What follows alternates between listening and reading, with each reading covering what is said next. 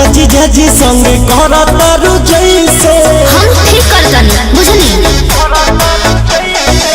फगुओ के दिन केहू करेला जैसे अपना जीजा जी संगे करतारू जैसे डाले खातिर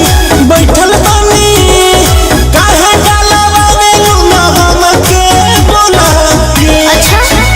आज जीजा तोहर रंग मारा चाहिले खाला दे बुझलो लगतले आए बड़ा केमिकल मिला के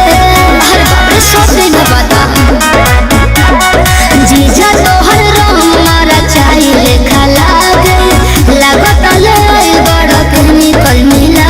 के तोहर रंग मारा साना ना